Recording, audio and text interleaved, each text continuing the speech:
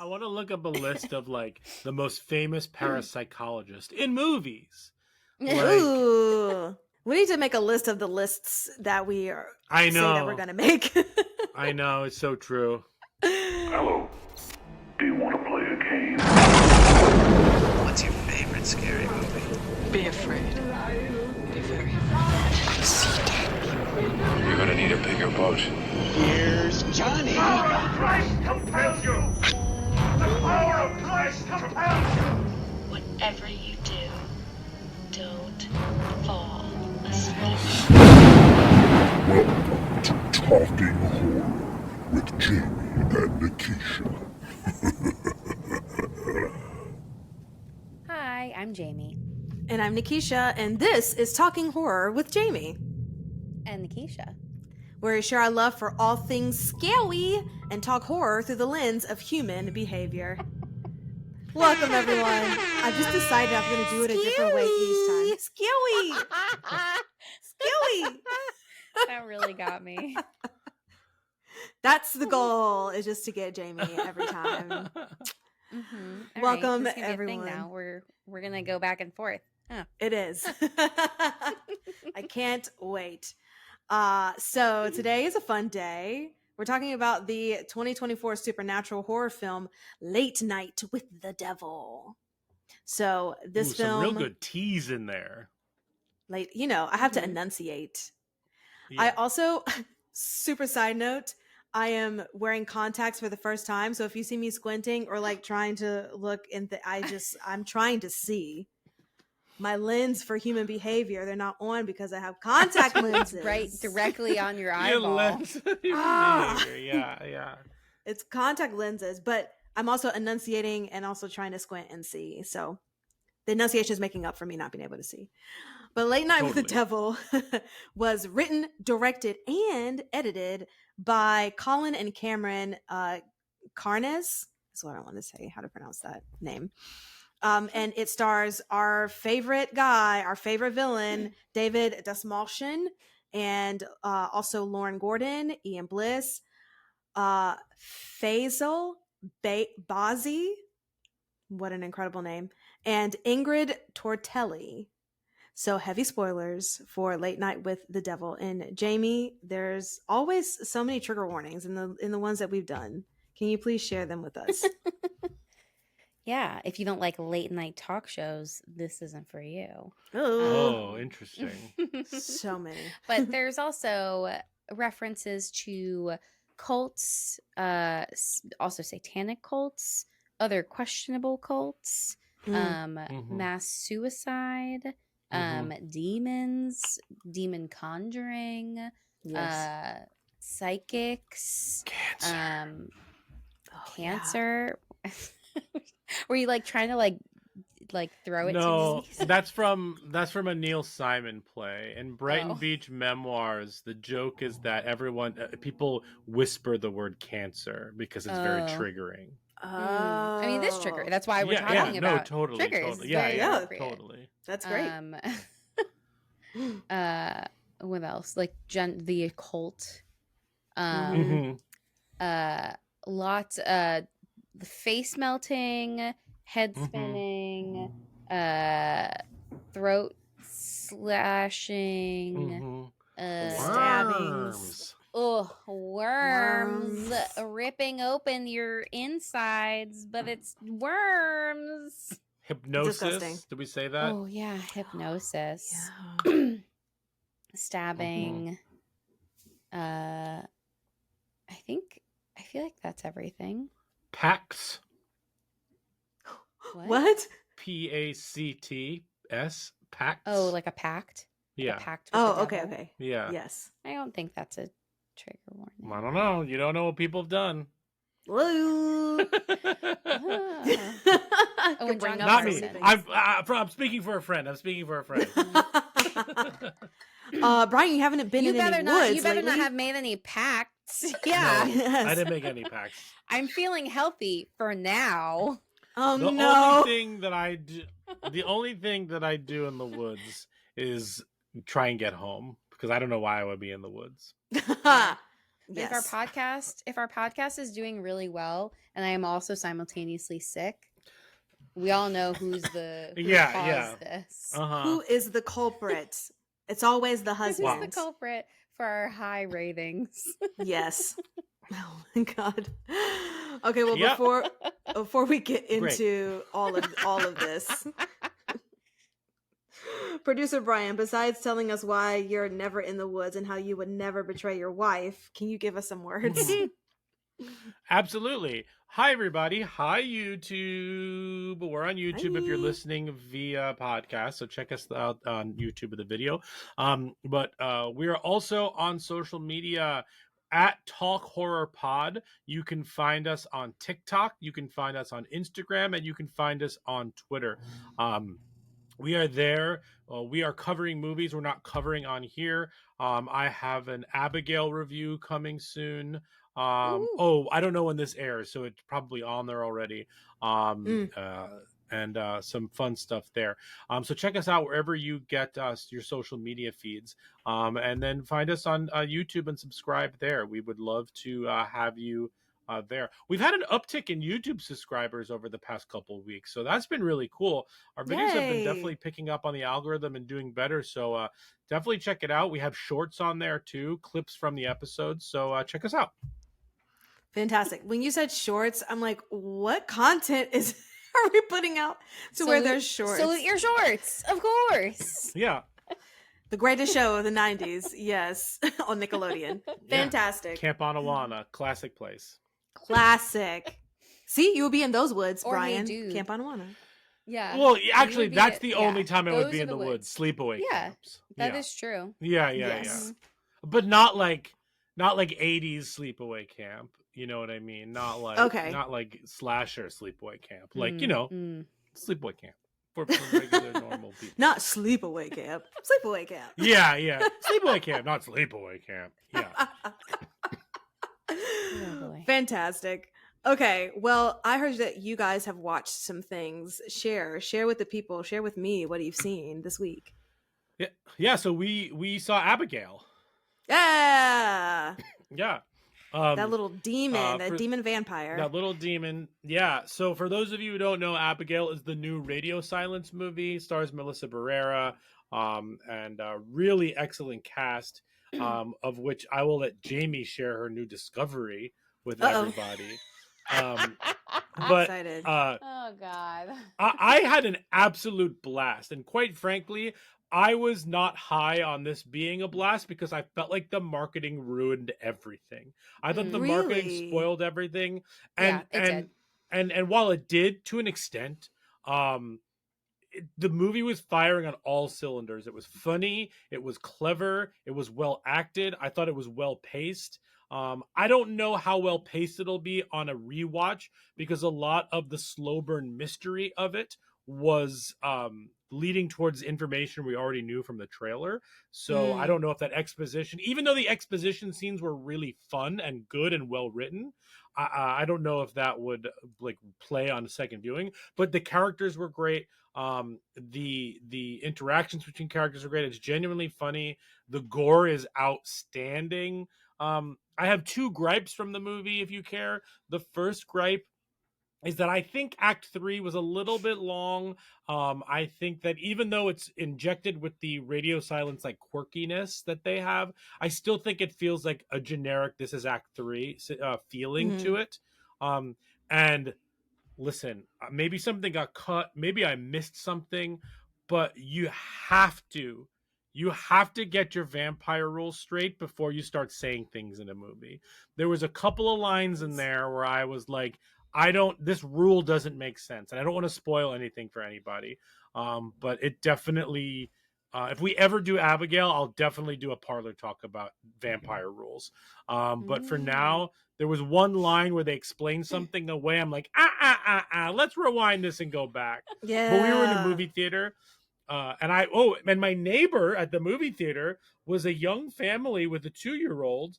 And the father was on his phone the whole time. So that was not fun. I hate that. Woo.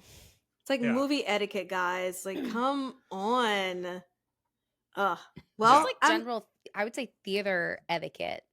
Oh, Like, for sure. this is not just movies. I just feel like people don't know how to like be in public places to like watch things anymore. Yeah.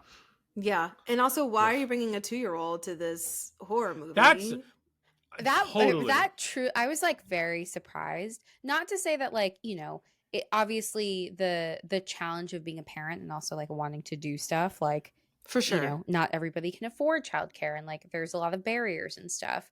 But I was just like, is this kid about to be traumatized? Yes, with this Like, little I girl. had no idea how. I mean, it's rated R, which again, like, give me more rated R horror. But I kind of was just like, I hope this little girl's okay. I didn't hear a peep. I didn't hear a peep out of her. Mm-hmm. But her dad was certainly chatting the whole time on his phone. Oh God. He was playing on the phone. He wasn't like talking on the phone. Okay. I heard there were so many people talking in this movie. Yeah, it was a poorly poor behavior theater. But it was a really great time. And Jamie, can you tell us a little bit about your experience? Uh-oh. Yeah. No, it was good. I had a really good time, just like Brian said.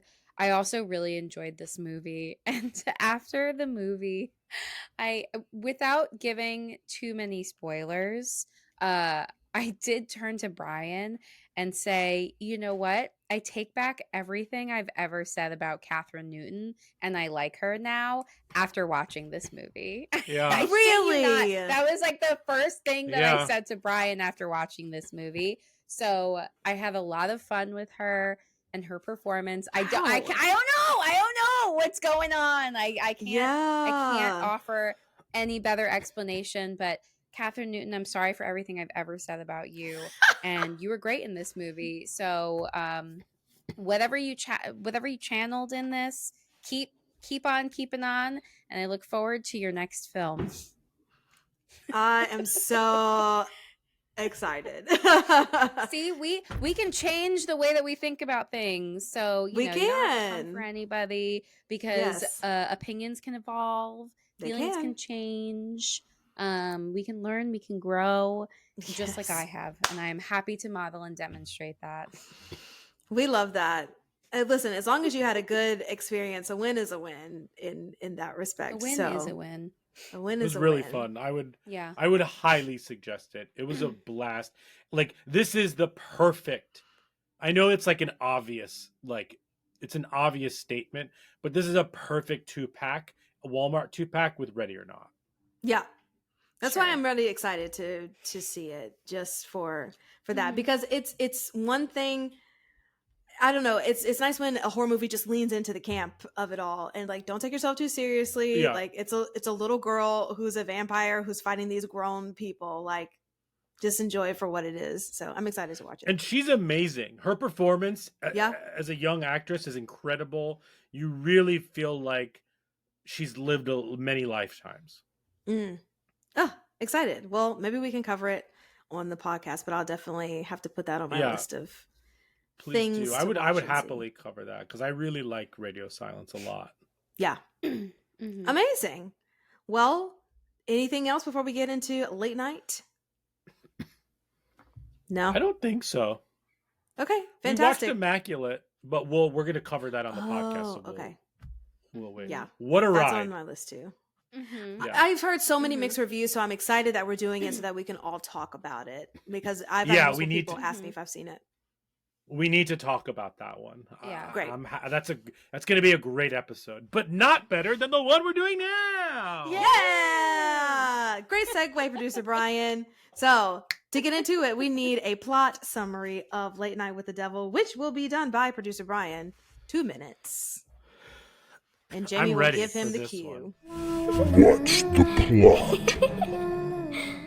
I will indeed cue you up for they're not 35 minutes, simply 2 minutes. So the whole episode. Producer Brian, you have 2 minutes on the clock to tell us everything about Late Night with the Devil. You ready? Yes. Great. You have to be. And go. Late Night with the Devil is a fake documentary about a 1970s show called Night Owls, with host Jack Delroy. We learned a little bit about Jack Delroy, that he was very liked. He was always in competition with Johnny Carson and The Tonight Show.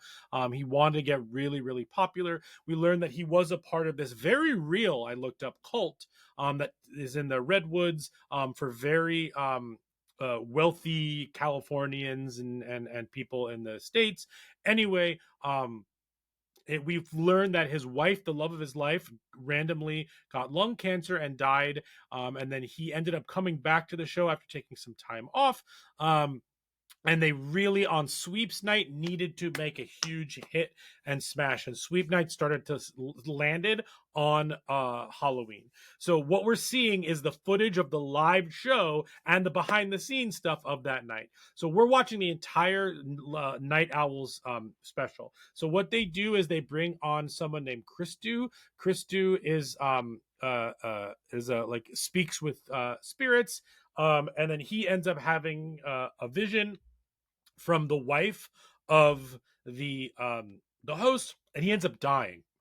Then there's a cynic on that goes toe to toe with a parapsychologist, who doesn't, like, basically like a half exorcism on stage, brings out a demon.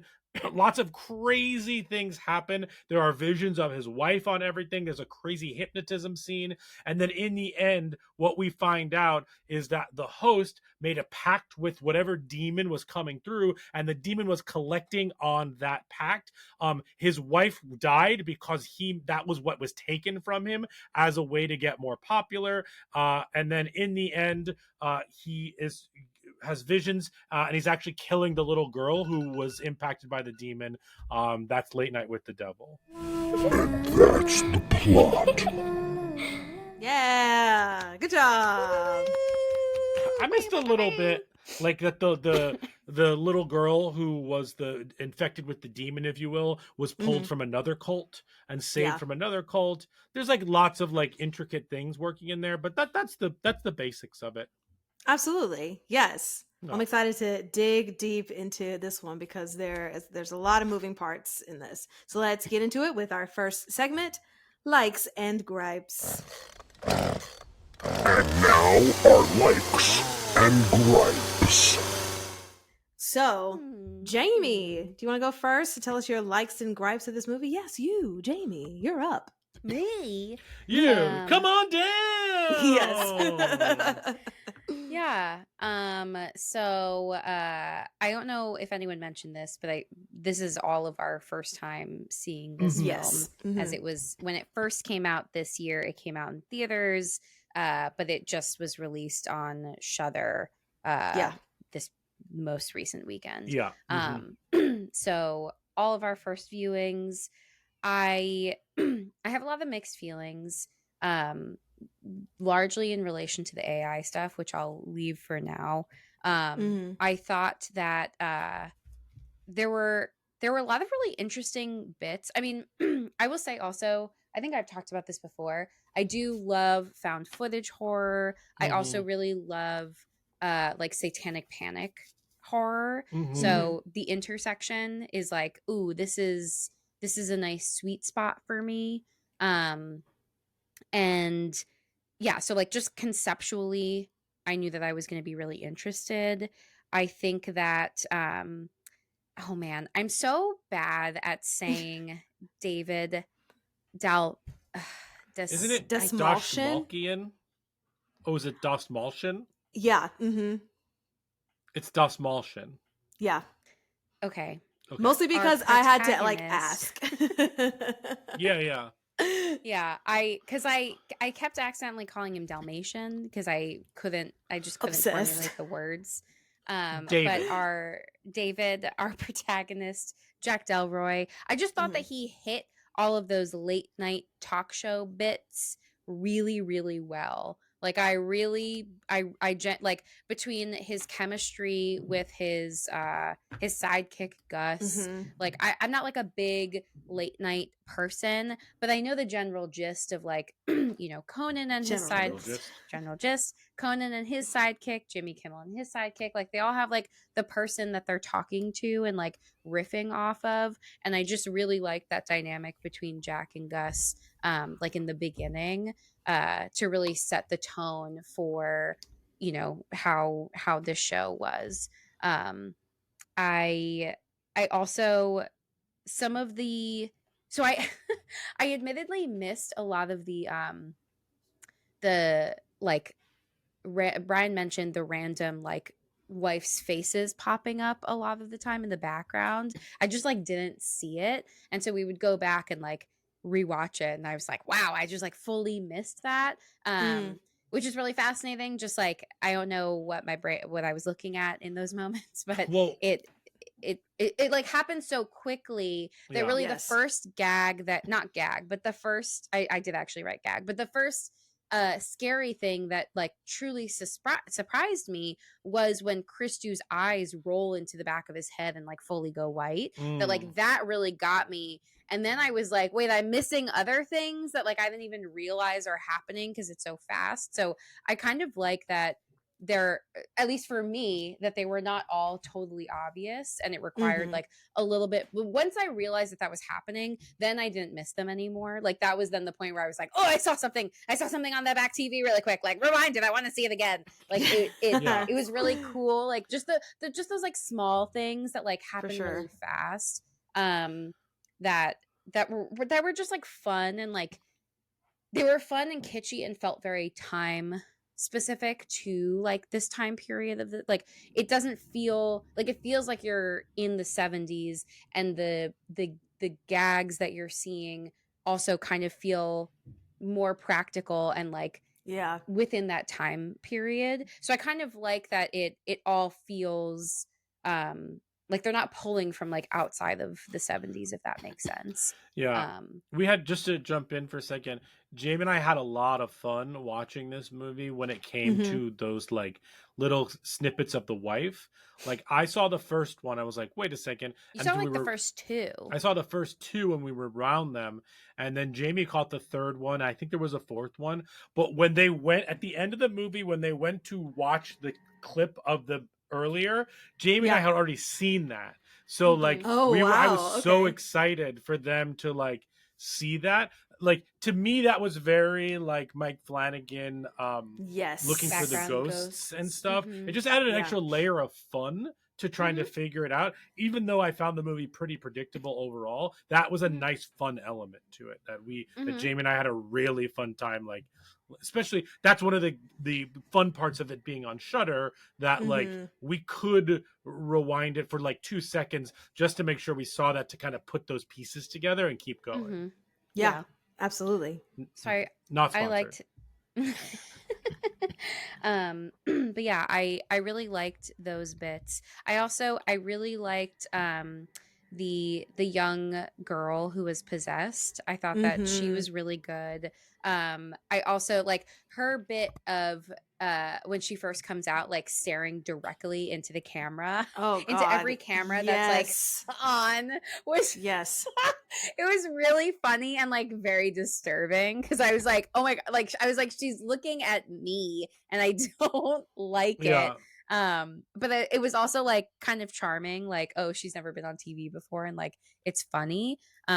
So I did I really liked that, and like thought that she did a good job too, like, when she's coming out of like her the possession scene, and she's like genuinely really like, oh my gosh, like that was so embarrassing, like, she's playing up this like young preteen who has also experienced like a great deal of trauma, and it's like this like in between where like she's kind of struggling socially, but then she also gets these like really weird beats of like during one of the breaks they're like, oh, we'll like fix up your makeup or whatever, and she's like, aren't I pretty enough? And it's like very weird and like really startling, and so like she's just bringing all kinds of energy into this space, and I was really into it. I was like, oh, it's like totally unpredictable. I'm really excited to see like where's she going next. So that was Exactly. fun. And predictable on And both ends. It's like her just as yeah. like you said, just being a teenager, like, and because there's still something that feels off about her, and then it's also Totally. unpredictable, like with the demon. But even just her being her quote unquote regular normal self, it's just something that's Sure. very, very off. Yeah. I also really liked, I wrote down like possession slash psychic infestation as like the framing for what the parapsychologist had said, how she described it. That was I just awesome. thought that was a really fascinating way to reframe the idea of a possession, where it's like Yes. it's something that's like in you, and it's it's infesting your psyche and your like all parts of you. And like just what an incredible way, like just a quick Yeah. phrase to describe that experience that I was like, Mhm. wow, that's so powerful. And like definitely I'm like I want to read your book now. No, absolutely. I literally wrote in my notes just the phrase psychic. I just said I love the phrase Yeah, psychic same. infestation. I was like, I love this phrase, I'm writing this down. Yes, Yeah. exactly. That was amazing. I love the reframing of stuff that we've known for a long time in these movies, and like even just with a reframing of a new phrase we can use is like really excellent. I think that was definitely Yes. weirdly that was one of the things that I'll like keep from this movie for a long time. Absolutely. Yeah. But I think overall I liked the energy that this movie was channeling. There were a couple things that kind of bothered me, not too badly, except for the one final thing. Well, just as a like a side note, I was very confused when the movie started. I did not realize how many production companies were were involved in the making of this, to the point where Thank I you. straight up thought that it was a gag. And I was listening to a podcast this morning like talk about it, and they said the same thing, where they were like, Yes. there were so many of them where the audience started laughing because they just like it just kept coming, because they saw it in theaters, and it just like they just kept bringing more. But I think this was across different location. This was across like the US, Australia, and UAE. So it was like it was like internationally made. So I'm like, okay, I guess it makes sense that so many different, and they needed, to generate enough money to make the movie. So I'm like, I guess that makes sense. But like, I was like, when does it's a movie about like a TV mockumentary. So I was like, are these real or is it fake? I genuinely was confused. And was like, okay, whatever. So I just thought that was funny. No. I was a little bit confused by the behind the scenes shots. I just didn't feel like it was totally clear how we were like I get that this was like the thing that aired, but I was confused as to like, how is there always a camera in his face during all of these like intimate conversations revealing For like very sure. serious information. Sure. So like that kind of took me out of it a little bit. But I was like willing to kind of put it aside because I was just genuinely curious about like where they were going to go with everything, and like how it all, kind of in Brian's like point about the predictability of this. It's like, okay, you're gonna just randomly name this cult and then like drop it and never mention it again. Like obviously it has not just the satanic church cult. I mean like the Grove cult. You're just gonna like start out with that and then just be like, we're just putting this in here for no particular reason whatsoever. By the way. Yeah. So I was like, okay, well, like obviously they're, doing some deals with some people or not people. So like it didn't again, like that's like a minor thing where it's hard, I guess, to like make your point or like whatever they're trying to say without somehow including the fact that like this is part of his background. but I think it became less, because if you're doing it as like a, here's a story about like this particular person and their rise to fame, I'm like, fine, that makes sense. Then the behind the scenes shot kind of took me out more, because I'm like, you didn't explain that like there's no reason for someone to be following him around on like this particular night. So like that was kind of weird for me. So something that I noticed, and I don't know if this is the answer, but when everyone was evacuating at the end, I did see somebody holding a handheld camera. Um, I don't know if that has anything to do with that. Yeah. But I don't know. It was just a little detail I noticed, but I still feel the same way as you, Jamie. Like Okay. that, like you can't set that up. It just in the wasn't. beginning. I just wish there was like even just one line where it's like, Barry's just going to be following you around because like we're anticipating, because it's sweeps night. So like we just wanted to capture Like everything possible. that's like going on. Yeah. So like I would have been okay with just like a single thing, but like it's not that big of a deal. I just kind of was like, oh, they're just switching it up, but like obviously we need to still be following what's happening. Or even if it was B-roll from the set and the mics were still hot.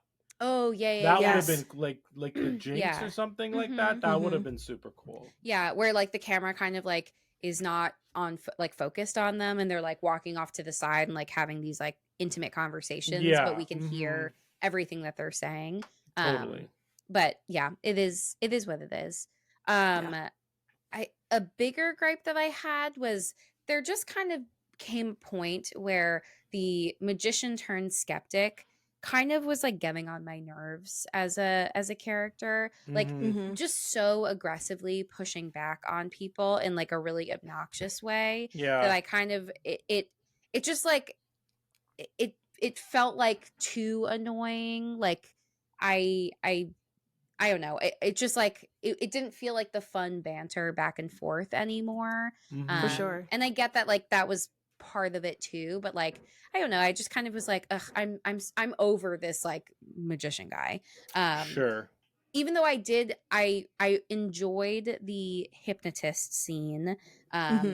I don't like worms, so that was gross for me. But it was a really clever way that felt like a more clever way to do that, as opposed to just being like obnoxious and like talking over everyone constantly. Because it's like, hey, I can prove to you how they did this. Like, let me do it. Which it's like show, don't tell. There's too much of you talking, but I guess it's a talk show, so I also can't really be that mad about that. And then there was something else I was gonna say. The AI, or outside of that? Outside of that. I can't really remember. Maybe someone else will bring something up that makes me think of it, but I can't not talk about the AI. So for those that don't know, like Brian mentioned earlier, because this is filmed, as a TV segment, every time they cut to commercial, there's like a card that comes up as it's going to commercial that says like, we'll be right back, or like something like that. And there's usually like an image, like a jack-o'-lantern, or like there's like a shape. I don't know. There's just like random things. It's mostly Halloween oriented stuff. But very 70s. Very 70s, but all of those images were generated with AI, and I find it problematic for a lot of reasons. One, it just seems like a studio taking the easy way out, as opposed to just paying an artist their worth to like do that job. Especially like given that, making a movie in itself is an art form. So it's like, this is the corner that you want to cut. It just feels like it's not like aligned with like its own vision of like creating art. So like, it's just kind of like makes you question production companies and like, where is the line? Like, if we let this go, where is the line? We just went through these 2 big strikes where AI was a really big part of it. And so it's like, and I don't think that impacted the decision to create these images that were AI generated, because I think it was a totally unrelated thing in terms of them deciding to use the AI generated images separate from the strikes. But it just is like, again, what's the line that we allow something like that to happen? And like, in service of what? Like, what's like, I just don't Exactly. get what the point of that was. Right. And also, another thing that really bothered me is, like, once people started talking about the AI generated images, the response was like, we only used 3 images, but you use those 3 images like a ton of times throughout the movie. They go to commercial many times. It doesn't only happen 3 times. You might have only used 3 images, but we're seeing it like multiple times sequentially throughout this movie. So like, that just feels like trying to write it off and like minimize the impact. But like, I just, I stand by artists, and I stand by like people, being paid for all of the work and skill that goes into like everything. And it just feels like a shitty shortcut Yes. that I don't think was worth it. Like, it just, especially because the film uses so many practical effects. It does. That too just makes it seem weirder. It's like, you could have taken the shortcut of using CGI. Like, that, for me, that feels like a shortcut. I know that's not 100% true. But I personally feel very strongly about having a preference for practical effects, like puppetry and like things like that. Obviously, there's still some like digital effects that were enhanced and things like that. But like, again, it's like, why would you then take this route of using AI art when like you already clearly are invested in these other things, and you intentionally put them in your film? So like, that also just feels like a disconnect for me, where I'm like, I just don't know what they were thinking and what the goal was. The only thing I could think of was like saving money, and it just seems like such a poor taste thing to try to save money on. Yeah. So that ultimately is my biggest gripe, that like, that feels like it overshadows what otherwise could have been like a fun movie. Yeah, absolutely. And that's been AI parlor talk. Yes. Come, sit, have a drink. It's parlor talk. But understandable, because I did not know about the AI images until you mentioned it. And one of my likes was the practical effects. So it does confuse me that you would take all of that time to make these really awesome, prosthetic stuff, and then just be like, okay. And it makes me think of, was this an afterthought to put these commercial shots in? And so at the last minute, they just decided, oh, well, because we want to put this in, we'll just make it through AI. But Yeah, you can still like hire somebody like, to you still could have do reached that. out to like an artist, like a single artist, to do that. And like, Right. like, was it a time crunch? Like, it just doesn't feel like there's a clear explanation as to why they made this particular choice, when like, it just doesn't make sense to me. And even the bigger picture is that it's starting now. So then it's little by little. Yeah. So then the next production could be like, oh yeah, and then we decided to use this, and it goes a little bit further and a little bit further until it's 50% of this stuff is generated by AI. And which is not a thumbs up. Don't do that, computer.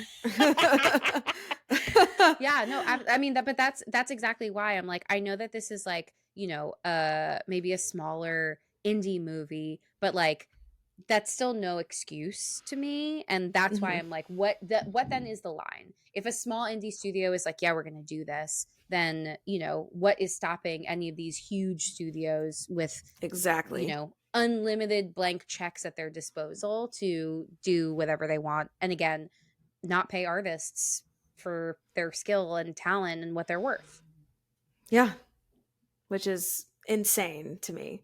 But hopefully we can dial back on it, and people will really understand like how much it affects not only jobs, but like the artistry of it all, right? And really like connecting. Like, only a human to human connection can be like real and authentic. But trying to substitute stuff with AI just because you want to cut corners and save money, well, it's not going to be relatable to the public, you know. But yeah, any other likes and gripes, Jamie? No, I'll probably chime in if anybody else Okay. has anything I agree with. Fantastic. Well, I'll go next. I don't have much. I will just throw out my thesis statement is that I loved this movie. I loved everything about this movie. I thought it was excellent. I had a great time. I did not realize that it was going to be on the documentary, like found footage style. So that was a surprise. And I think that that attributes to when we always talk about trailer failure, this did not do that because the trailer did not have it seem like it was going to be a doc or found footage. So it's a very nice surprise that that was the case off the top. Sure. And I literally, one of my second things on here was like, oh, I'm in love with this movie already. And I love, you know, late night television. And so like to Jamie's point, the combination of late night and like, you know, Satanic Panic within the 70s, I thought that they did such a great job trying to recreate the 70s aesthetic, especially with it not being a widescreen. It was like a condensed filming. I don't know what that's called, but it wasn't a wide screen, at least like watching it on my TV. Sure. So I really enjoyed that they added that little detail of making it a part of the 70s vibe. And the theremin, I just had to LOL at myself as a music kid. Yeah. Because that was just excellent. I'm so happy that that was in the movie. And it is very creepy. It is a very creepy instrument. Yeah. So it fits very well It's very in the cool. Halloween theme. Yes. Yeah. And it's very cool. Just how the mechanics of it all and how it works. So I just had to shout out the theremin. And I understand the gripe of camera being backstage, but I will say that I enjoyed the differentiation between on camera being in color and off camera being in black and white. Sure. I just really liked that distinction, and you know exactly what's going on, what actually is like on the screen as you're watching and what is not. So I just really appreciated that. The studio cameras are in color and whoever is filming backstage is using black and white film or whatever it is. Totally. Yes. No, I love that. Yeah. I also LOL'd at the Ed and Lorraine Warren comment. Oh yeah, the Ed and Lorraine Warren reference. Yeah. Where with him in front of like the Amityville house. Yes. I saw the house and I was like, oh my God, I've been there. I know that house. And then Yeah. he like says the rest of it. And I was like, oh, haha, that's funny.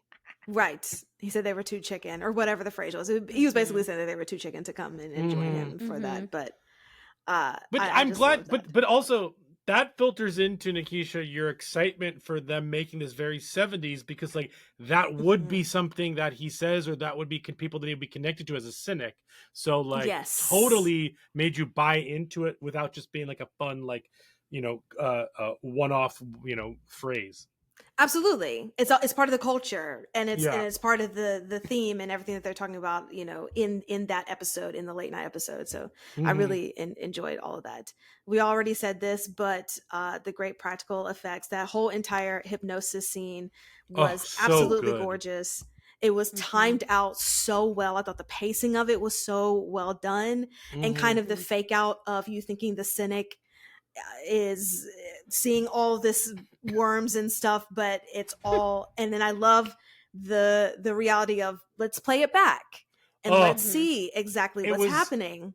It was so clever to make us as an audience member at home feel like we're being hypnotized, because then my favorite part of that is when he looks at the audience, like, who didn't see the worms? And some people raise their hands. So like it makes it's almost like gaslighting you as an audience member.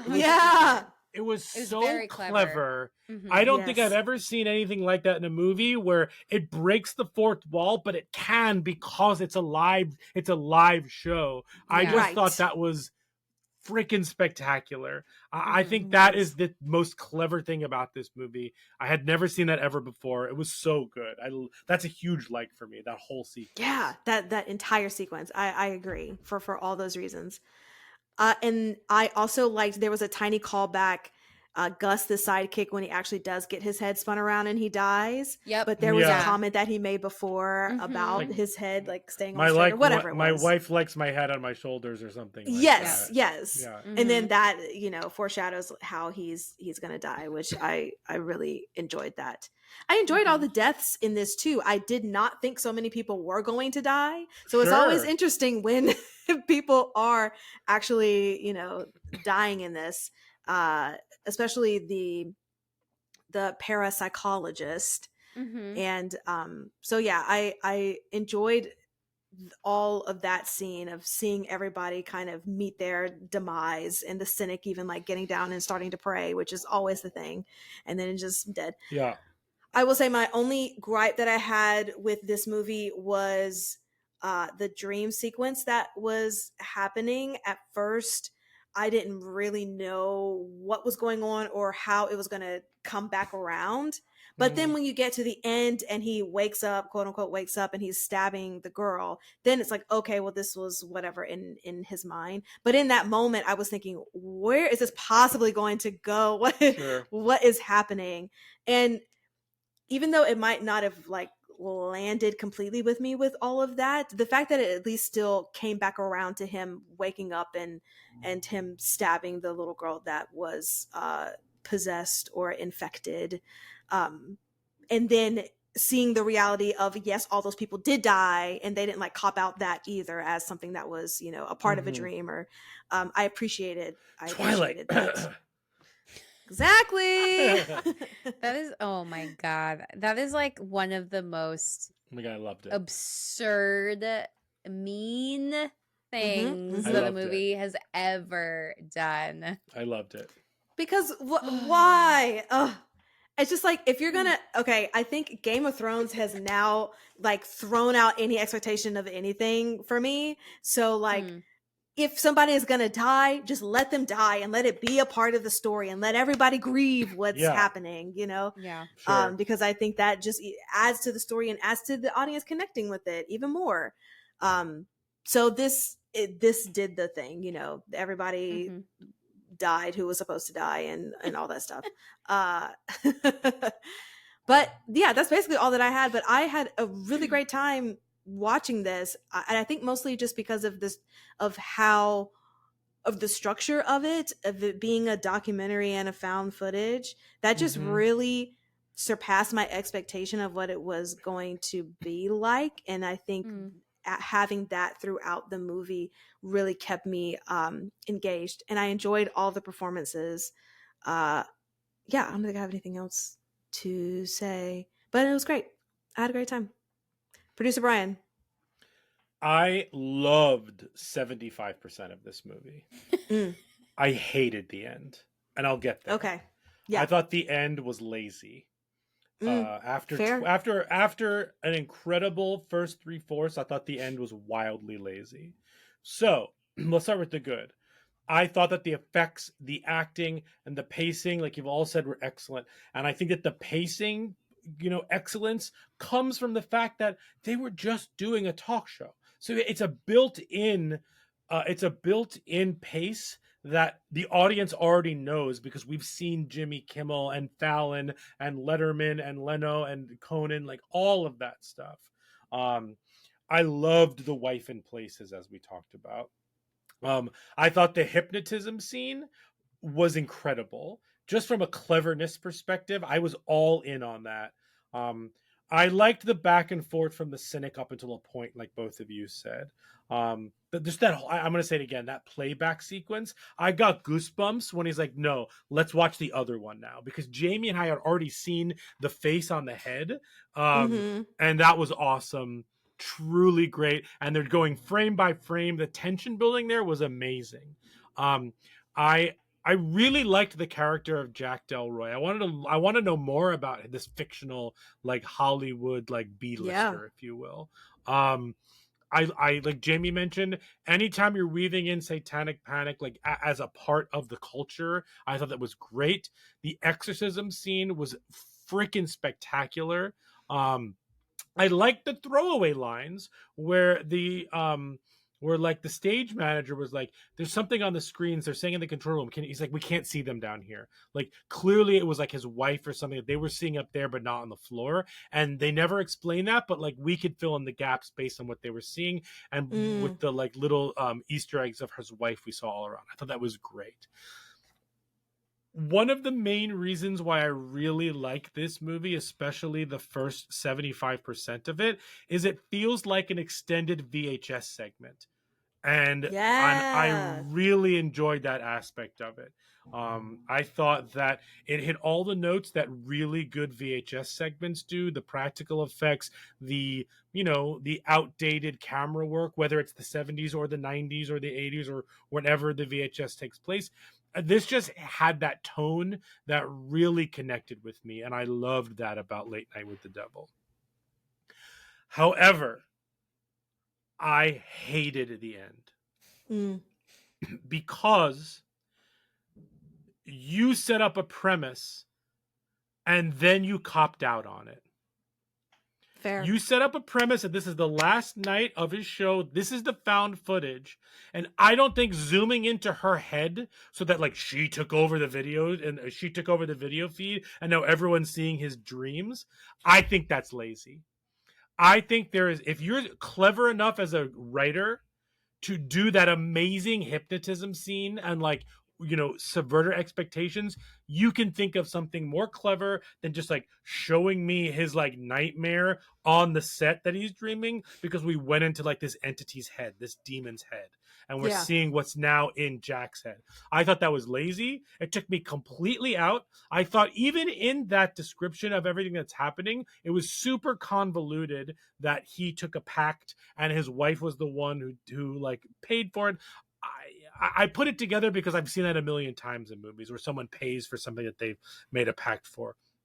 But I thought it was really lazy, and I was really disappointed that that's what they decided to do. Do I love when the smaller ratio turns into widescreen? Yeah, I think that's super fun. But like showing his vision at the end just totally undercuts the premise that you've built during this entire thing, and that really bummed me out a lot. Yeah, to your point, they cheated. Yeah, they cheated. Absolutely. Yes, I agree in the sense too, because it's kind of like you already had, like you said, this premise set up. And why it's like adding a hat on a hat on a hat. Let it just be a TV show with demonic possession that went wrong and everybody is dead. And that's why this is the last found footage, and then call it what it is. Especially because then you can have those sequences with the cynic and, and that be kind of the, I guess, foundation of it, or like the turning point of the whole thing, without having to add kind of the explanation of all of the rest of the stuff during that dream sequence. Yeah. I don't know how you do it to make it unique and interesting. Maybe he gets extra hypnotized and reveals what he's doing. Maybe the demon takes over someone else's. I don't know the answer. And I'm not saying I have a solution, but from the excellence that is the first 3/4 of this movie, I'd even say I loved 80% of this movie. But that last segment really, really rubbed me the wrong way, which is a super huge bummer because I really liked this movie and I would highly suggest it to people to watch, because like you said, the vibes are just like off the charts for this one. But damn, did that ending really disappoint me. And I hate that I'm saying that, but they cheated, and I wasn't into that. And we've seen movies cheat before and we love it.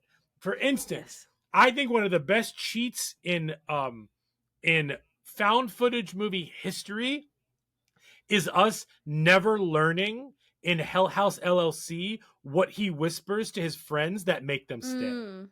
That's a great cheat. Yes. That's following the premise, because no one filmed it, but you still believe it. There's ways to get around it, and you still use your excellent found footage premise. I think that zooming into the monster, the demon's head, and then getting into his head was a total, like, I rolled my eyes, like not like Chris do, but I rolled my eyes. Oh.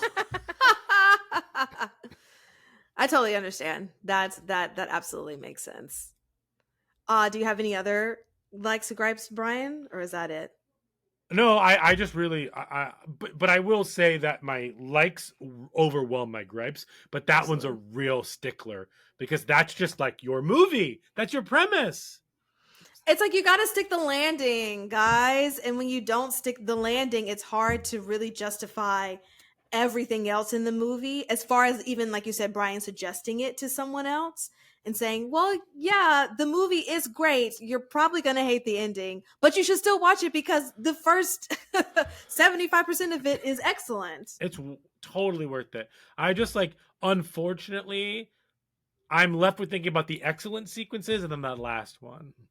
Yes. But it is. I'm curious, like, how else this movie could have ended without that. Like, obviously, they want to hit the beat of like revealing that the cult, had a hand in this. That like that's the pact that he made, and something where he like. There's so much build up to him connecting with his wife in some way because she's appearing in all of these things in the background. That like what what would feel satisfying without feeling like it's cheating? I don't know, because halfway through the movie, Jamie and I guessed that everybody in the audience who was wearing a mask, the skeleton, the Frankenstein, the mummy, they were all members of the cult. Like there, knowing that like this was going to happen that night. So like maybe involving them or something like that. Maybe maybe at the end the screen goes to black for the footage that went live out to the audience and the viewers, and they found the raw footage of what happened afterwards that was recorded by the video cameras, like confronting him. Maybe he gets possessed by his wife, who like says everything, and maybe he's an incredible actor. Maybe he's literally having a conversation with himself, like Gollum Smeagol, but it's him and his wife, like in one. I there's a way to do it and use the found footage that is electrifying without like maybe he's so afraid of the entity that's floating above him, he like the cult like makes, I don't know, there's something that can be done there for sure. Yes. We've also seen a lot of cult movies lately that end with like the surprise that it was a cult all along, and maybe that's kind of like getting on me a little, on terms of watching it in succession. But like realistically, like I just thought it was a big cheat, and and that really bothered me because it's not like this movie cheated. The movie was doing things I'd never seen before in a found footage to really like mess with our heads, and then it used this like cliche, I'm in your head, it's a dream sequence, and undercuts their entire premise of what they're doing. I've rambled on about this. Maybe this is another parlor talk, but but that's how I felt. an important parlor talk. Come, sit, have a drink. It's parlor talk. Because there are so many ways that it could have gone. I think it's also what the general gist is, that keep it in the rules of found footage. And the rules of found footage don't equate to a dream sequence happening, regardless of if the connection is that this entity is controlling the cameras and controlling what you see. I think making sure that it's still a found footage moment. So even though David's character might be seeing something in his head, what are we as the audience seeing? How is he reacting? What is he saying? And he could be, like Brian said, spouting out like a confession of what he did. Or to your point of the wife being in the picture, maybe the little girl brings out the wife, and the wife is speaking through the little girl, and they're having a conversation. I don't. Yeah, but whatever the case is, I just think that if you're going to commit to something, like I would have gotten goosebumps if the whole thing cut out and you think that's the end of the movie, and then the narrator comes back in and says something like, and that's where the live feed ended. What you're going to see now has never been seen by anybody. Like they do that a lot in horror in the high desert. Like this has never been. We found the footage. This has never been seen by anyone before. Like, that's a personal preference. I love, like, if that cut out and then all of a sudden you think the movie's over, but it's like, but we have the footage that was never aired. You know, it came into our possession, you know, blah, blah, blah. And now for the first time ever, you're seeing, you know, what we know is that he was arrested and now spends all of his time in, you know, wherever he's spending, you know, Yeah. Rikers or whatever was the popular prison back then, like Sing Sing, you know, whatever it is. And Screaming. and you know, but this is you know, blah blah blah, and like Yeah. that would have been That would have sufficed. There's so many blah blah blahs. Wow. Blah, Yeah. blah, blah, blah, blah. but anyway, But we get yeah. it. Yes. Fantastic. Yeah, blah blah blah. And blah blah blah.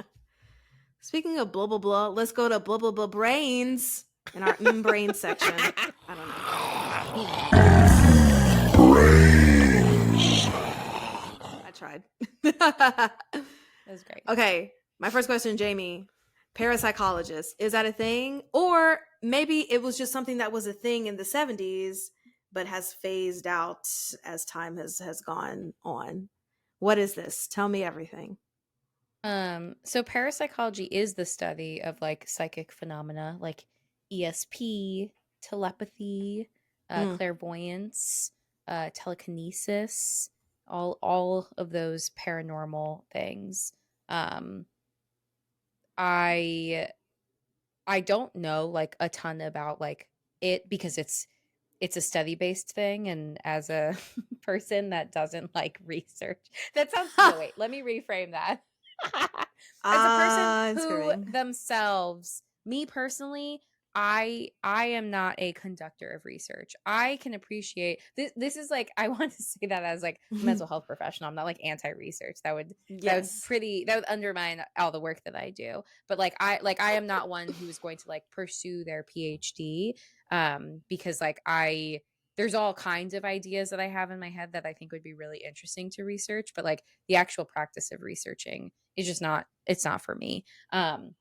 That being said, I know even less about parapsychology, but I don't know like timeline wise. Like I don't think that it doesn't exist anymore. I think if anything, because of the ways that like research has evolved over time, I'm sure there's just like new and different ways that parapsychologists have continued to do research up through like now. So I think that I imagine that it like continues to exist, because I also think that like there's a possibility that maybe like like elements of spirituality are also pulled into that, and like where there might be overlap. And so like how does that then like how does one research that? Yeah. So I feel like, you know, and I feel like spirituality and you know like elements of that have also been on the rise.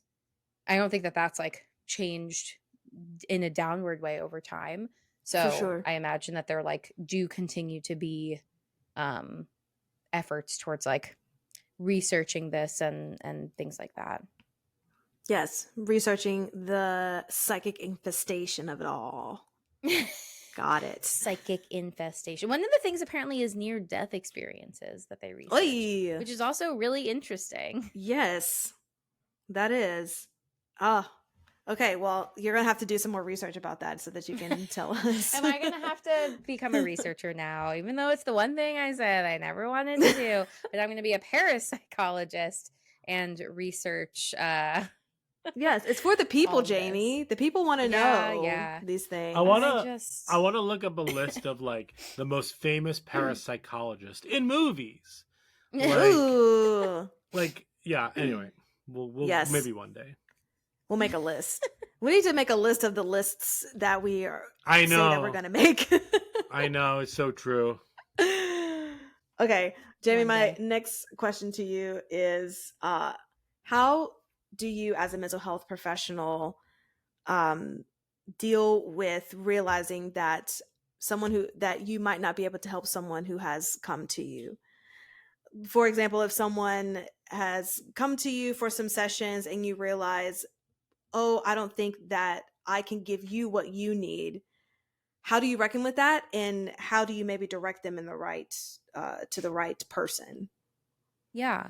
So I think I've talked about this a little bit before, but one of the one of the things that like I learned early on is I feel, at least about myself in general, in like a professional space, I feel really comfortable about sharing what my limitations are and like the things that I do not know.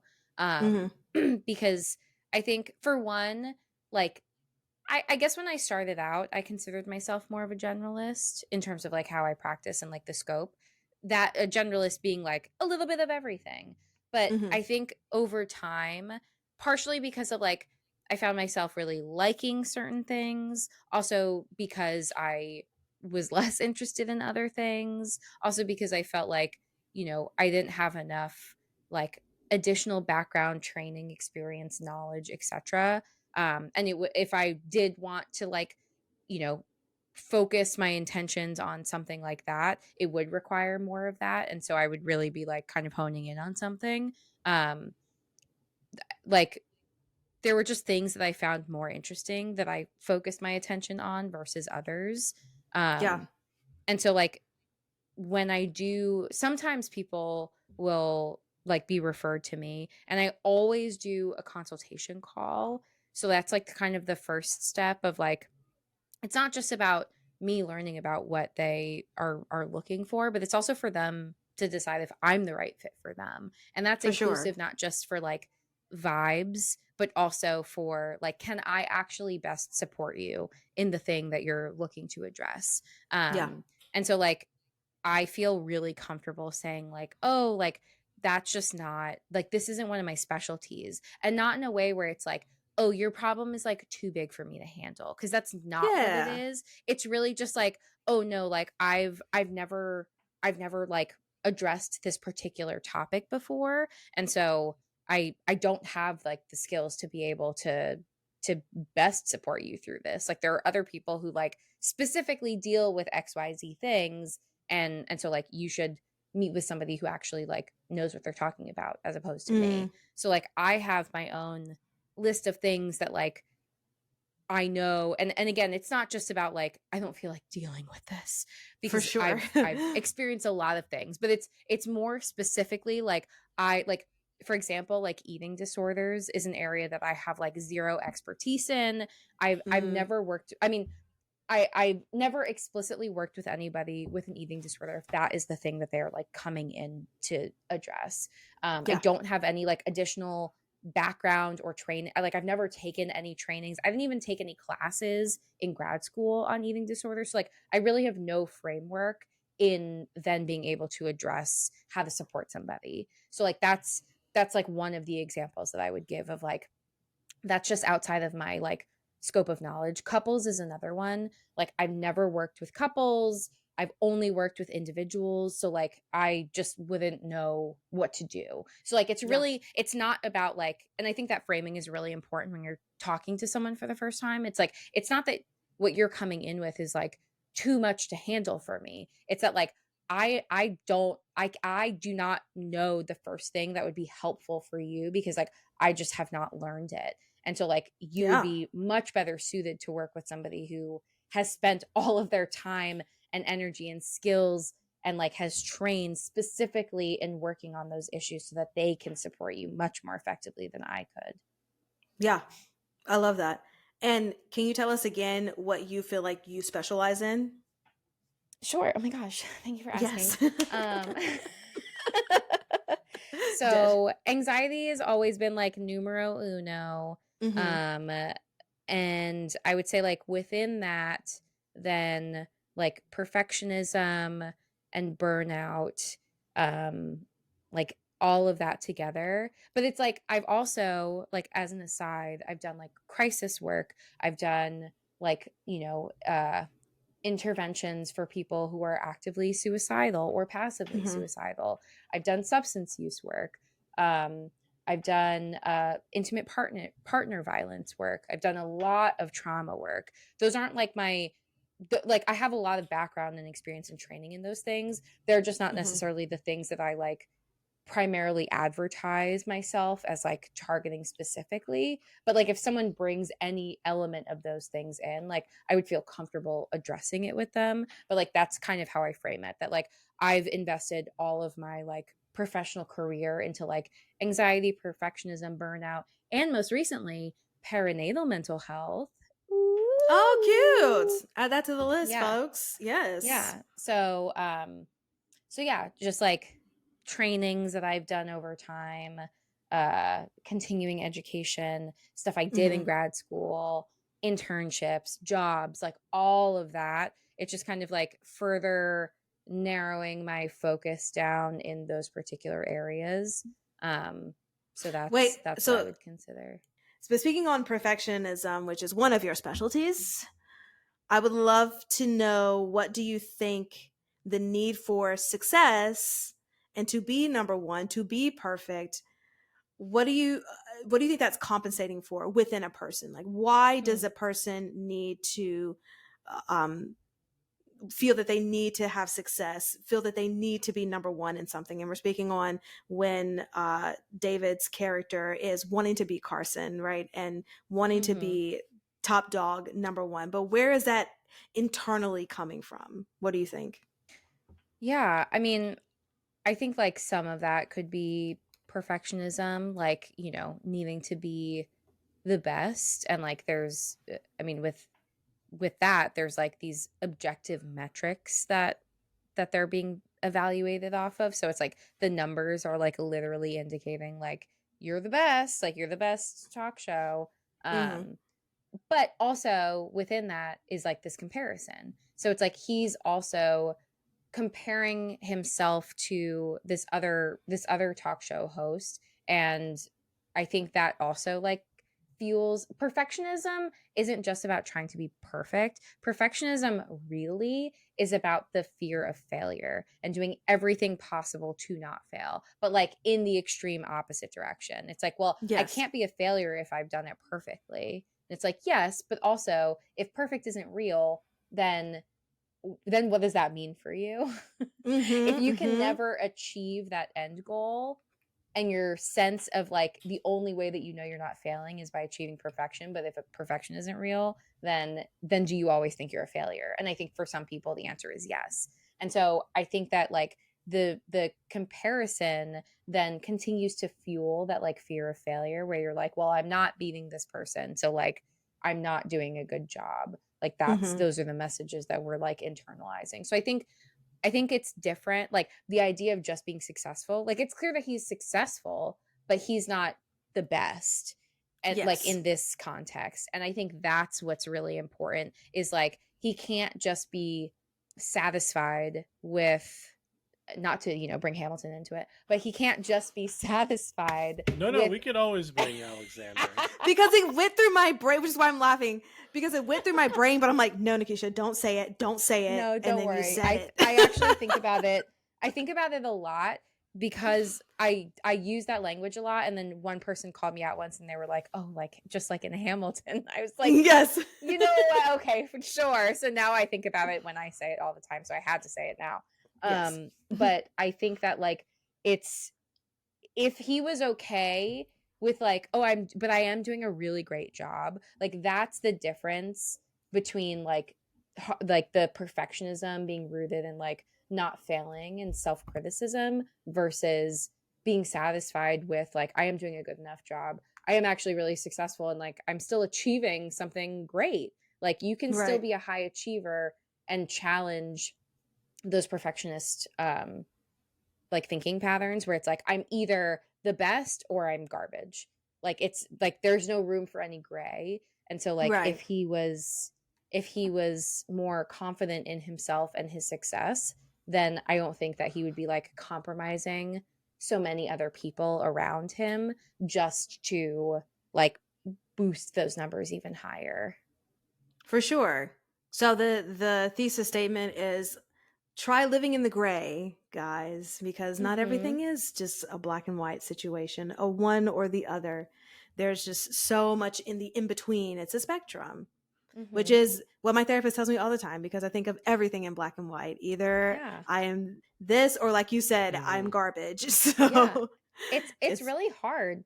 It's hard to like change those thinking patterns, because also like as humans, we also like things to be super neat and tidy. So I think the Yes. idea of living in the gray is more challenging because like it is not that. It's like it's instead of or like black or white, it's living with the and that you can hold multiple truths at the same time. And that's like very confusing and complicated. So I think that we often opt for the less complicated but more like painful, distressing outcomes simply because it's easier, even though it feels like shit.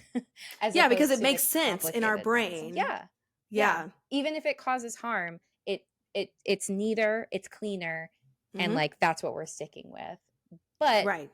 challenging ourselves to live more in the gray, to allow for these multiple things to be true, I think offers us more psychological flexibility that causes us much less anxiety and stress like on the day to day.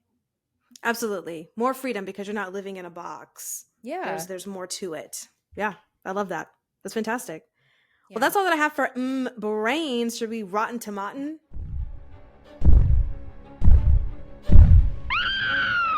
It's the Rotten Tomatoes game. Rotten tomatin. Rotten tomatin. Let's figure out what this has on Rotten Tomatoes. So curious. Yeah. So, Nikisha, why don't you go first? What do you think this have? What do you think this has on Rotten Tomatoes? I'm going to shoot for high hopes and say 85. Interesting. Jamie? 64. Interesting. This has a 97% on Rotten Tomatoes. That's great. Yeah. The audience score is 81%. Nice. And the critics' consensus is delightfully dark. Late Night with the Devil proves possession horror isn't played out and serves as an outstanding showcase for David Dashmalchin. Nice. The audience says Late Night with the Devil does a great job of recapturing the late night TV of the 70s, and horror fans will appreciate the way it doesn't rely on jump scares, although they might not be satisfied with the ending. That's it. That's perfect. Did you write that, Brian? I know. All right, what do you think this has on Letterboxd? Again, that's out of 5 stars. Or 5 stars. Jamie, you go first. I'm gonna guess like a 3.2. All right, Nikisha? 3.9. This has a 3.5 on Letterboxd. And of course, we have to look at the most popular reviews. These some of these are pretty long. But the shortest one is this should happen to Jimmy Kimmel. Oh. Actually, really Jimmy funny. Fallon. Do that to him. Ooh. See how that goes. Actually, I'm not going to read them because they're long, but the first 2 most popular reviews talk about the AI usage. Ah. Yeah. Don't do it, y'all. Jeez. Don't do it. All right, should we do the 4 S's? We should do those. Yes. Skull, scare, shakes, and suggestions. The Talking Horns 4 S's. All right. The 4 S's are skulls, scares, shakes, and suggestions. We are going to rate them 1 through 10. Skulls is how well did this handle human behavior and mental health. Scares is how scary was this. And shakes is how much will this stay with you. Can you shake it off? So, Jamie, let's start with you. Skulls, scares, and shakes to start. So for skulls, I gave this a 5. Mostly because I feel like people are acknowledging that things are going wrong, but a lot of people aren't trusting their instincts. And so I feel like that then makes me question, like, you've said it, you've said the thing, but like your butt is still in that seat and you are still compelling yourself to be there. So like, Poor Gus. womp womp. Oh, Gus. For skulls, for scares, I gave it a 3 because I thought I had some interesting practical effects I really enjoyed. It's definitely creepy. I don't think that it's like overly jump scary. But I think that like it has some surprising disturbing stuff, and like I don't like worms as well. For shakes, I gave it a 5. I'm kind of middle of the road for this. I think I'm frustrated because I feel like the biggest thing that I'm gonna walk away from is just like my feeling disgruntled about the AI piece, which I feel like kind of does keep it in my brain a little bit longer, but not for the positive reasons that I would prefer it. Sure. For sure. So I think that's where I land. Well, Okay. Nikisha? So I gave it a 6 for skulls because, to Jamie's point, like most people are peopling, but yeah, get out of there, man. Scares, I gave it a 4. There was some good jump scares, and I just really enjoyed the gore in some of the parts. And then shakes, I gave this a 7. I really had a good time. Although I will say I'm waiting for the horror movie that makes me feel like I felt when I watched Hereditary. Like I'm waiting for that to come back, and I feel like that hasn't been there for a while. So it's like, come on, guys, like just give it to us. Like Jamie said, keep making it R-rated. Like, make us suffer. Sure. Brian's sister just watched Hereditary for the first time. Oh yeah, for the first time. Oy, what you think? Really liked it a lot. Yeah.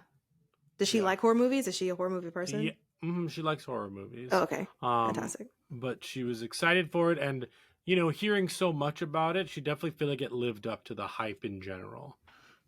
That's great. That's nice when it does. Specifically, obviously, one of the first things she mentioned was the telephone pole scene, which is like forever ingrained. My skulls is 5, my scares is a 5, and my shakes is a 7. I think honestly, even the ending bothering me makes me think about this movie more, and the disappointment of that ending, which like weirdly bumps up the number as well. I think as the year goes on, I think we'll see how this ranks at the end of the year, because this year's been pretty weak so far in terms of like excellent horror movies. Yes. So we'll see what happens. This was definitely one of the more exciting, interesting ones of the year. Absolutely. But my suggestion for this movie is it's a Shudder movie as well. Everybody should watch Brooklyn 45. Okay. Brooklyn 45, as a reminder, takes place in a brownstone in Brooklyn in 1945. All these friends get together after coming back from the war, and they basically do a seance. And it's like this little bottle movie that takes place in one room, essentially. It's character driven, and it is more creepy than it is like straight up scary. I think it's excellent. I would highly, highly suggest it. Nice. Nikisha, why don't you go? Only because I said Ed and Lorraine, I'm gonna suggest The Conjuring. But that's all that it really just made me think of. Just 70s and the 70s vibe of it all. Sure. Jamie? So I have 2-ish. One is more general, and you kind of already said it before, but like the VHS movies. I definitely love the first one. The third one I think is the terrible one. Yeah, that third one's awful. To see. But yeah, they're mostly a good time. And then also there were parts of it that gave me like Halloween 3 vibes. Sure.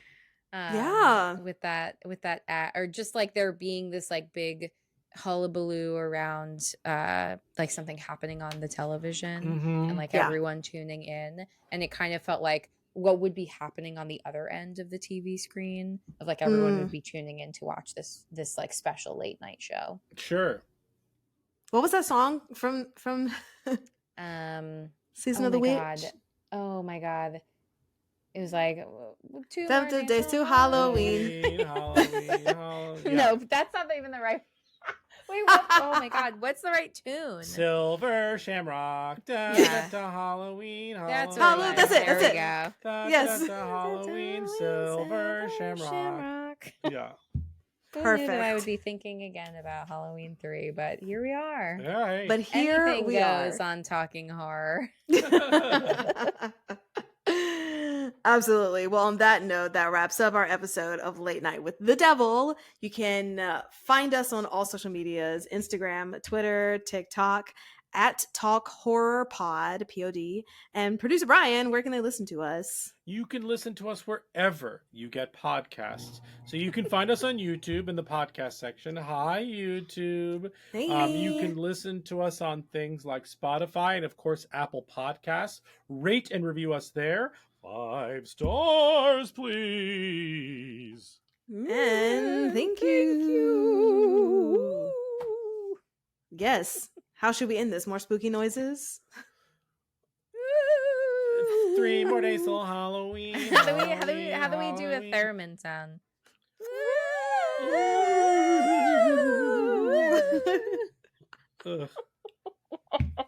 Fantastic. Thanks, guys. Bye.